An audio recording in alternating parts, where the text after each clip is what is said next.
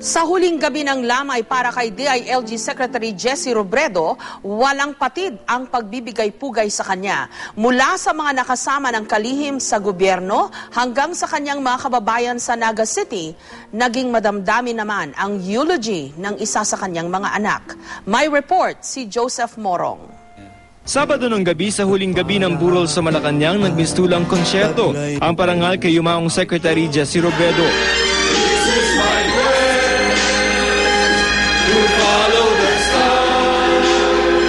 Nag-alay ng mga kanta ang mga kapwa cabinet secretary ni Robredo. Kabilang sa mga inawit ang My Way na paborito raw ng yumaong kalihim. Yes, it was Jessie's way. Tila napaaga rin ang Valentine's Day. There's a spark of magic in your eyes. Candyland appears, it's time you smile. Ang kanta namang Betcha by Galiwao ang kinakanta ni Robredo nung nanliligaw pa siya kay Atty. Lenny. Betcha by Galiwao, you're the one that I've been waiting for forever. Kinabukasan sa paglisan ng labi ni Robredo sa Malacanang, binigyan ng kalihim ng departure honors. Sumunod ang 19-gun salute habang tinutugtog ang lupang hinirang. Habang dumadaan ang convoy sa kayang labi ni Robredo sa may bandang Makati, muli itong binigyan ng water salute ng Bureau of Fire Protection. Sa Villamor Air Base, muli nagkaroon ng departure honors. Bago tuloy ang isinakay ang labi ng kalihim sa eroplano nagdala rito patungong Naga. Sa kanyang hometown, binigyan ng arrival honors si Robredo.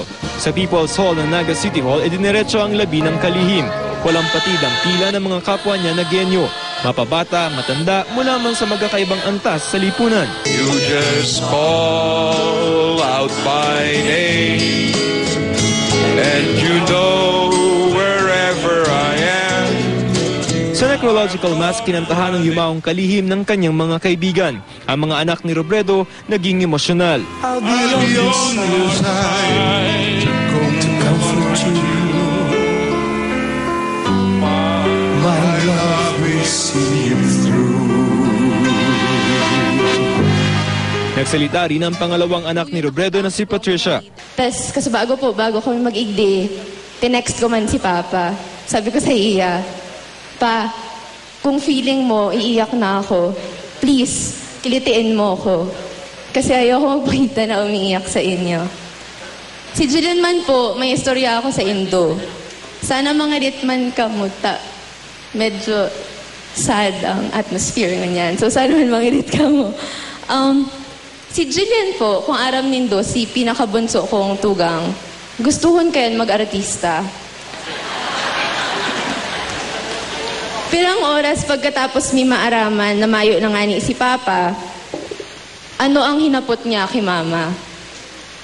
Ma, ilang taon si Chris nung namatay si Ninoy?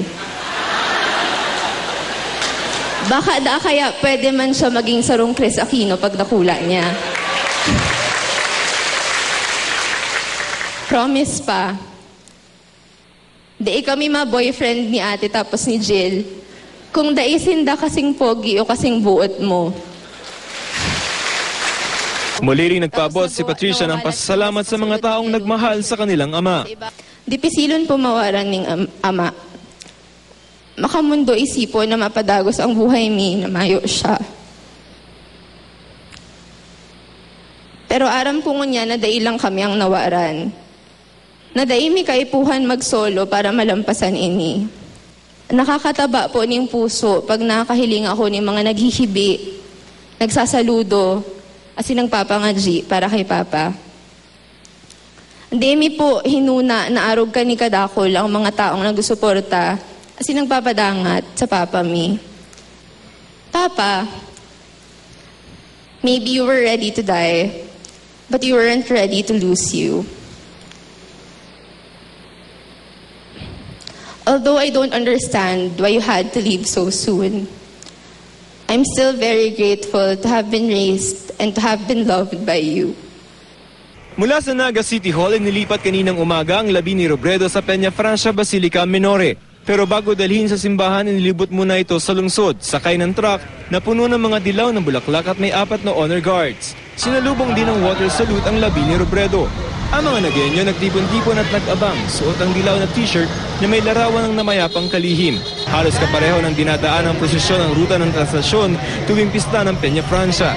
Kilala si Robredo ng deboto ng Our Lady of Peña Francia. Kumalat pa nga sa internet ang mga larawang ito ng DILG chief habang nasa translasyon procession. Pagdating sa Basilica Minore, muling binigyan ng labi ni Robredo ng arrival honors at nagmisa, saka nagpatuloy ang public viewing. Joseph Morong, GMA News.